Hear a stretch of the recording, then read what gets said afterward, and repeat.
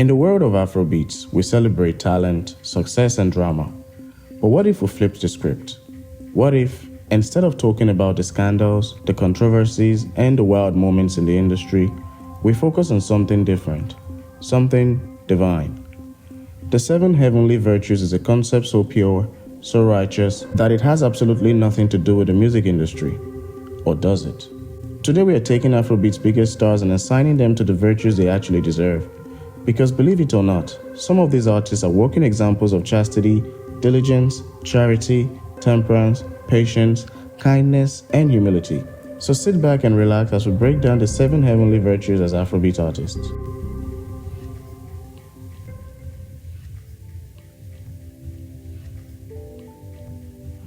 Afrobeat thrive on lifestyle, late nights, wild parties, and a culture where smoking, drinking, and, well, let's just say living fast are practically part of the job description. In this industry, temptation isn't just present, it's expected. But there are a few artists who have somehow dodged the peer pressure, the industry norms, and the distractions, staying completely locked in their own craft without letting vices consume them. This is chastity, not just in a traditional sense, but in the discipline of avoiding excesses, staying focused, and resisting the things that could easily put them off track. Now, in an industry where rolling up a blunt is as common as checking your phone, Adekunle has made it clear he's not about that life. He's one of the few artists in his lane who has openly stayed away from smoking, despite being around it 24/7. And this isn't just about preference, it's about discipline.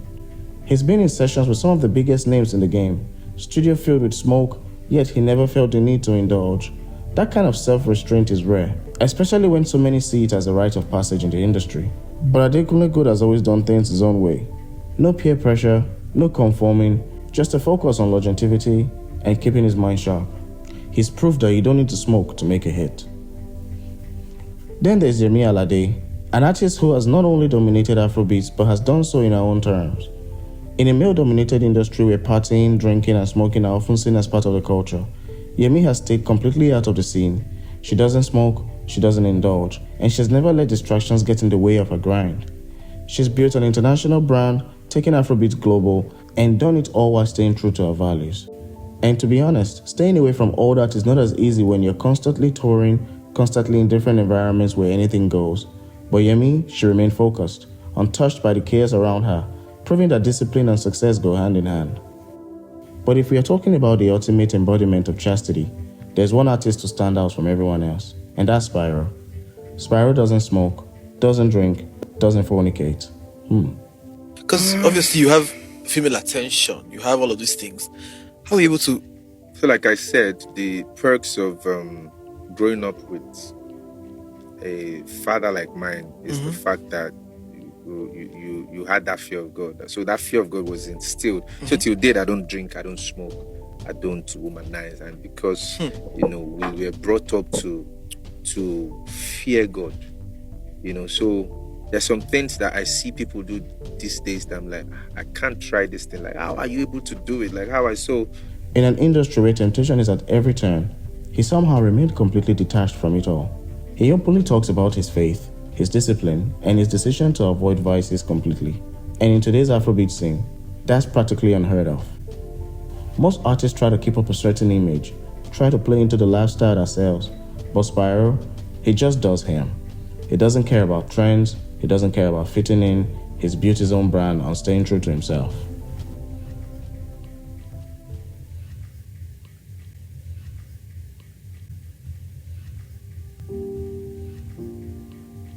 Temperance for artists is the ability to have it all and stay in control. And these stars have mastered the art. Now, if we're talking about artists who stay true to themselves no matter what, Simi is top tier. She's been in the game for years, and not once has she let the fast life distract her from her goals. Simi keeps things simple: her music, her family, her legacy. No unnecessary cloud chasing, no fake industry friendship, just pure focus. She's the type of artist who proves you don't have to move wild to be successful. She came in with a vision, and she stuck to it. Simi is a rare gem, an artist who understands that longevity is built on discipline and not distractions. Next up, we have Falz. Now, Falz could have easily been another artist caught up in the hype, flexing designers and making bangers, but instead he chose a different path. Falls has used his platform for activism, social change, and storytelling. He's one of the most respected lyricists in the game, not just because of his skill, but because of his substance. He knows his worth, he knows his message, and he stays locked in. Now let's talk about Rema. He's young, he's rich, and he's one of the biggest Afrobeat stars of this generation. He could easily be one of those artists who get lost in the fame, but instead he moves with a level of maturity that's rare for his age. Yes, his music is high energy, and yes, his brand is flashy, but when it comes to how he handles himself, Rema is on a whole different wavelength. You don't see him getting wasted at every event. Occasionally you see him with a blunt or two, but you don't hear about him beefing with random people online. Instead, Rema keeps his head down and his focus up. He's constantly improving, experimenting with his sound, and making strategic moves that ensures it's not just a moment, but a movement. For someone who blew up as fast as he did, it could have been easy to crash just as quickly. But Rema understands something that a lot of young artists don't. Discipline is what separates a one-hit wonder from a legend in the making. So do you really feel that your music connects and inspires people and other artists? Yes, for sure. Even the greats as well. Yeah. You know, I feel like it's a blessing for OGs to actually like hit you up and tell you, yo, you inspire me. I like what you do. You're different. You're bringing something new to the table.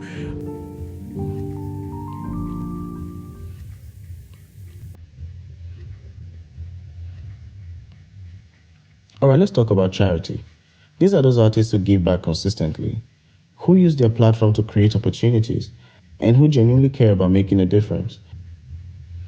First up, we gotta talk about Don Jazzy.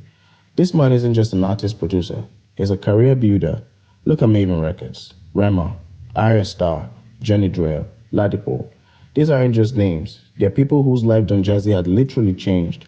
And the craziest part, he doesn't even do it for the cloud. Don Jazzy isn't the guy making flashy announcements every time he helps someone. He's just behind the scene making sure the next generation eats. Whether he's putting money into young artists, helping them grow, or quietly supporting their social causes, Don Jazzy is what you call a real-life philanthropist. This man doesn't just donate, he invests in people, and that's what makes him different.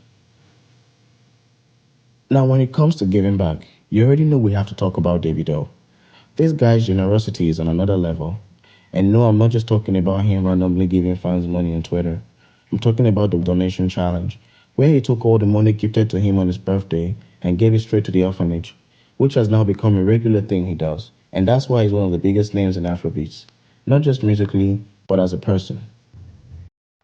A lot of people have called me, saying, it's your money, keep it, don't listen to what people are saying, blase, blase. Not to be cocky, but apart from the fact that I don't really, the money is it's a lot. I won't say I don't need it, but I think there are more people that need it more than me. It's crazy. Like people were selling 5,000. It wasn't even about the millionaires that I was posting. People were selling 5,000, 2,000, 3,000, 500 naira, 100 naira. This might be their last bar. This might be like the last money they have. But I'm sure just the love for me and what I stand for and what I've done. I think it showed. It showed. Now let's talk about Wizkid, because this one might surprise you. Wiz isn't the type to post about every good thing he does. But behind the scenes, this man has supported a lot of people and a lot of causes. He's been involved in children's education, medical support, and uplifting of the privileged communities, but in a way that's low-key. He's not doing it for applause. He's doing it because he actually wants to help. Not everything needs to be on social media, and Wizkid is proof that generosity doesn't always need an audience.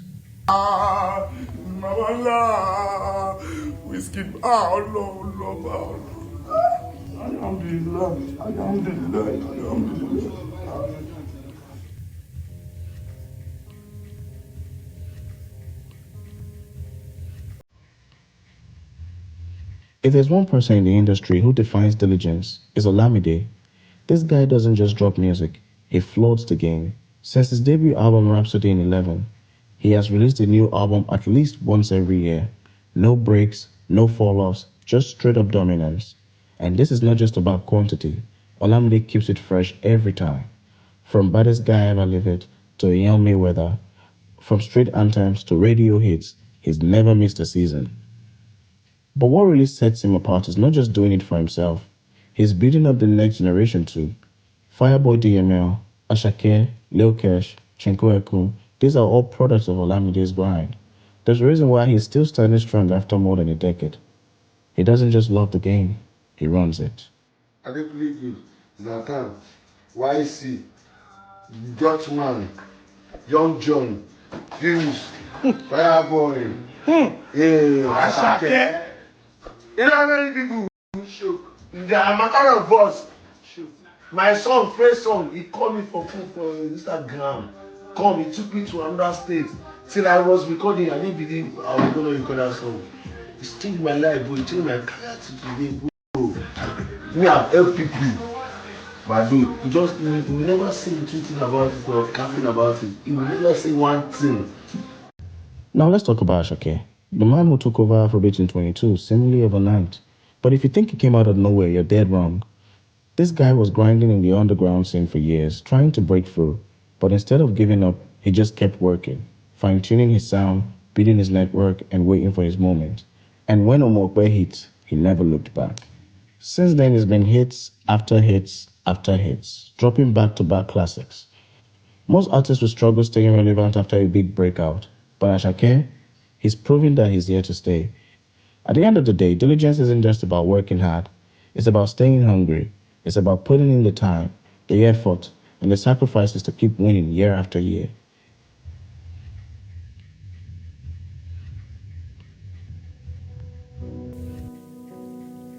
In today's world, everybody wants to blow up overnight.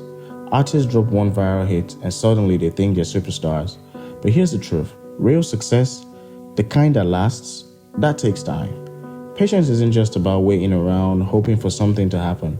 It's about putting in years of work, staying consistent, and trusting that when the moment is right, all the effort will pay off. And let's talk about Burna. And although he might be a Grammy-winning international superstar now, his journey was far from easy. People forget that Burna Boy has been in the game since 2010. He had early success in Nigeria, sure, but breaking into the global market took years. For a long time, he was stuck in a weird space where he was big but not big enough. Labels didn't know what to do with him. The industry was ready for his Afrofusion sound. But instead of switching up to fit the mold, Burna stuck to his own lane, stayed patient, and when the world was finally ready for Afrofusion to go global, he had 3 classic albums ready to go. Burna's success wasn't luck. It was persistence, patience, and playing the long game.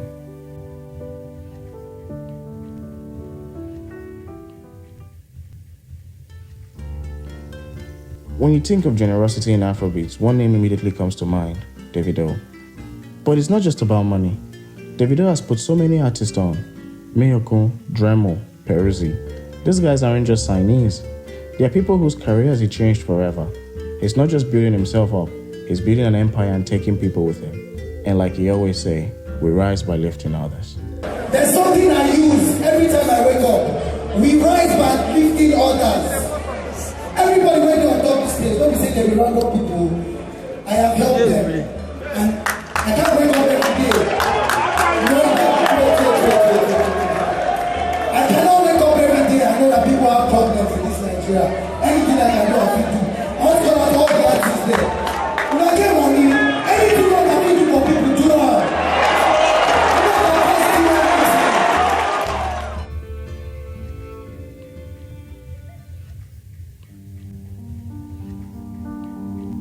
You see, Afrobeat is an industry built on confidence. You have to believe you're the best. You have to move like a superstar. And sometimes, you gotta flex a little. But there's a fine line between confidence and ego. And not everyone knows how to walk it. In a game where success goes to your head real quick, staying grounded is one of the hardest things to do. But there are some artists who prove that you don't need to be the loudest in the room to be the greatest. So who in Afrobeat has managed to stay in the top without letting it get to their heads? Let's talk about it. First off, we have Temperance, one of the biggest female artists in Afrobeats right now. Grammy winner, global superstar, working with the biggest names in the world. And yet she moves like she's still on the come up. Temperance isn't out here chasing headlines. She's not starting unnecessary drama for clout. She just lets the music do the talking. She carries herself with a level of calm confidence that's rare in today's industry. Her humility isn't just about being quiet. It's about knowing your worth without needing to prove it. And that's why she stands out. Next we have Alade, the soft-spoken star. One minute he was a promising newcomer, the next minute he was one of the most streamed Afrobeat artists worldwide. But here's the thing, he never let it change him. Alade is one of the most reserved artists in the game. He's not flashy, he's not loud, he's not out here forcing a superstar persona. He's just himself. Even when he opened up about his struggles with mental health, he did it in a way that showed vulnerability and honesty. He doesn't try to act like he's untouchable. He just keeps making music and staying true to who he is. That's a different kind of humility. The kind that reminds you that no matter how famous you get, you're still human. But if we really want to talk about the most humble person in today's Afrobeats, we have to give that to Two-Face Idibia, a literal legend. One of the greatest musicians Nigeria has ever produced. But the craziest part is you never know it from the way he carries himself. Baba could easily move like a god in the industry. He could remind people every day that he's been making classics since some of your favorite artists were still in primary school. But instead, he's one of the most low-key superstars you'll ever see. No unnecessary drama. Well, but he has genuine love for the music and the culture. He hypes up young artists, he moves with grace, he's always showing respect to those around him. Baba doesn't need to prove he's a legend, because at this point we already know. And that brings us to the end of our 7 heavenly virtues. Afrobeat isn't just about making hits, selling out shows, or flexing on the ground. It's built on character and on the artists who bring more than just talent to the game. From Davido's generosity to Olamide's relentless work ethics, these are artists who show that success isn't just about making music. It's about the way you move, the way you treat people, and the legacy you leave behind. And look, at the end of the day, we all have our favorites. So if you think someone else deserves a spot on the list, let's talk about it because we'll be making a part 2. Who do you think embodies these virtues the most? Who did I miss? Let me know. Let's have that conversation. Please like and subscribe. Until the next one, salute.